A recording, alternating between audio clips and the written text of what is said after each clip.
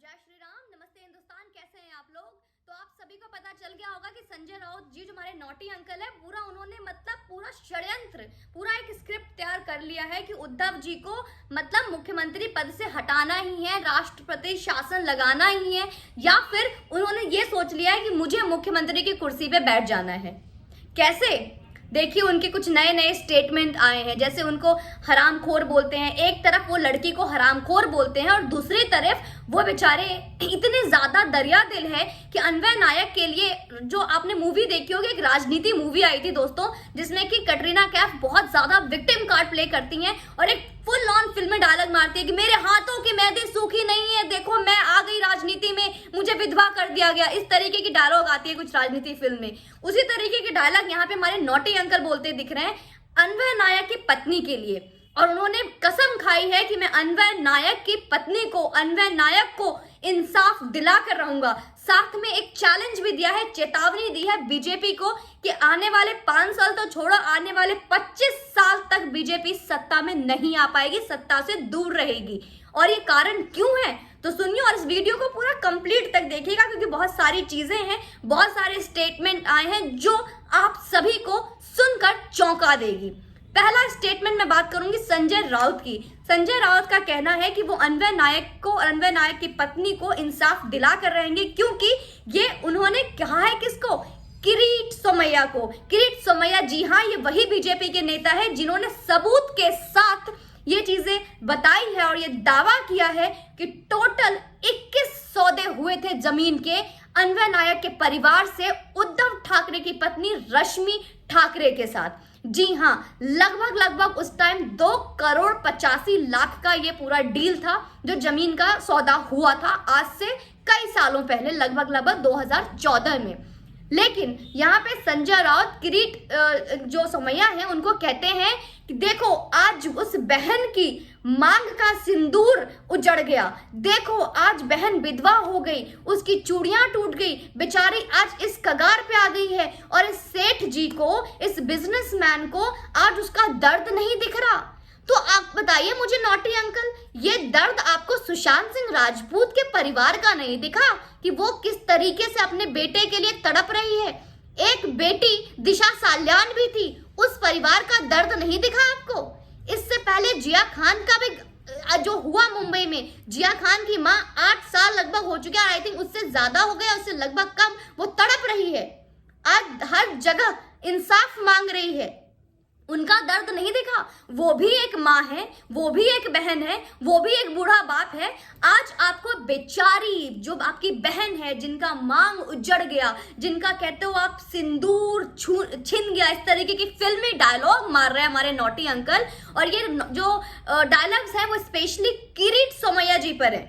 वो कहते हैं जमीन की बातें तो, सौदे वाली बातें तो नहीं करनी चाहिए, और ये बीजेपी पूरा सरकार जो है आज अन्वय नायक को इंसाफ नहीं दिलाना चाहता है। मतलब ये चाहते हैं कि पूरा बीजेपी के जितने भी लोग हैं, जो हमारे प्राइम मिनिस्टर हैं, चाहे वो बीजेपी का एक एक नेता और पूरी भारत की जनता, सब कुछ भूल जाए, सिर्फ और सिर्फ अन्वय नायक की पत्नी के साथ उनके बताए हुए ढकोसले में और ढोंग में बैठकर उनके दिखावे में दिखावा दिखाए और रोना रोना रोए।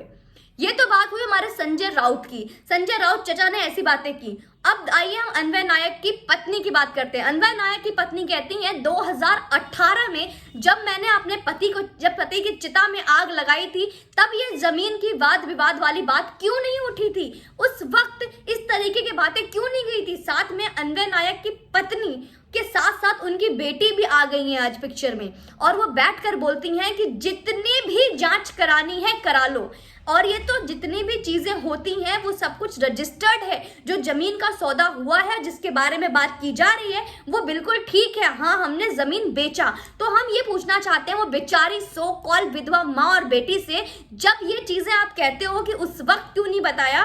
तो जब आप इस तरीके की जब वाद विवाद कर रहे थे, जब अर्नब गोस्वामी के ऊपर एलिगेशन लगा रहे थे, तो ये चीजें तो नहीं बताई कि आपके उद्धव ठाकरे से इतने पुराने कॉन्टैक्ट हैं, रश्मि ठाकरे जी से इतने पुराने संपर्क है, इतने पुराने दिनों से हैं।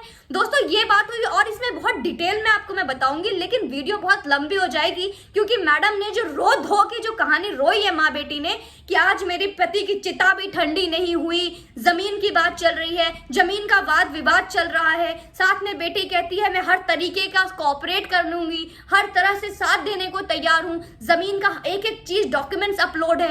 लेकिन ये सारी बातें तो हो गई, लेकिन अब मैं आपको सीक्रेट बताती हूँ। जमीन थी लगभग 2,55,00,000 की, लेकिन जब तक हमारे उद्धव जी जब मंत्री नहीं बने थे तो इसकी कीमत इतनी ही थी।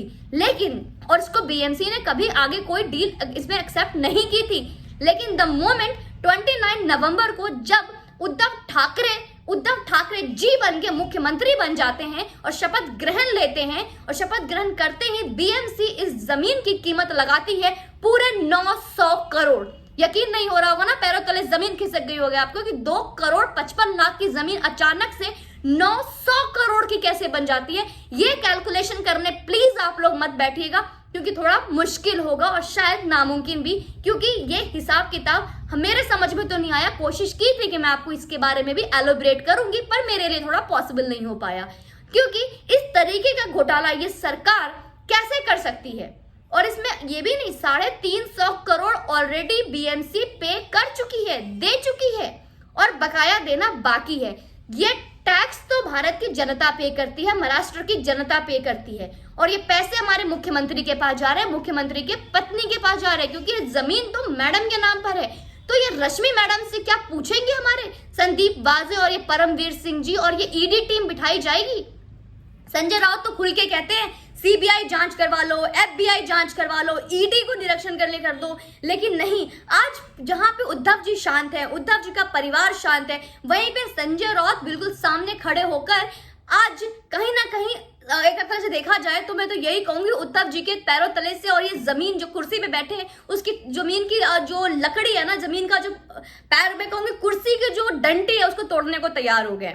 मतलब कुर्सी खिसकाने वाली बात है उनकी कि भाई ये निकले और मैं मुख्यमंत्री बनूं, क्योंकि इस तरीके की बचकानी और बार बार उद्धव जी को टारगेट करके, उद्धव जी को निशाना बना के जो चीजें बार बार संजय राउत बोल रहे हैं, ये मेरे समझ में नहीं आ रहा है। क्योंकि पूरे तरीके से उन्होंने ठान लिया है कि अन्वय नायक के परिवार को इंसाफ दिलाना है, अर्नब गोस्वामी को फांसी के फंदे तक पहुंचाना है, क्योंकि एक यही कातिल है। और अभी तक पूरे महाराष्ट्र सरकार में, पूरे महाराष्ट्र में, पूरे भारत में, पूरे विश्व में अगर किसी के साथ जाति हुई है, अगर किसी के साथ नाइंसाफी हुई है, तो सिर्फ और सिर्फ एक अन्वय नायक की परिवार ही है।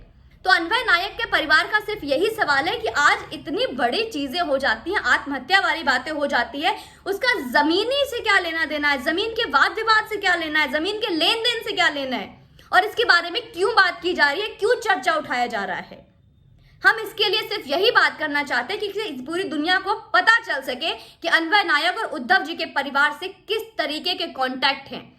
इतना ही नहीं, बहुत ही पर्सनल, प्रोफेशनल और बहुत ही अपना घराना है उनका। तो दोस्तों, इन सब चीजों को मैं आप तक इसलिए पहुंचाना चाहती हूँ ताकि आप इन सब चीजों को समझ सकें कि किस तरीके की राजनीति खेली जा रही है महाराष्ट्र सरकार में, किस तरीके की गंदगी हो रही है, किस तरीके का षड्यंत्र चल रहा है, और अभी से नहीं सालों से चल रहा है ये षड्यंत्र। तो आप इस साजिश को समझने की कोशिश कीजिए। बाकी मैं कुछ चीजों को लेकर फिर अगला वीडियो में आपके पास आऊंगी और डिटेल में इसके बारे में मैं आपको बताऊंगी। जय हिंद दोस्तों।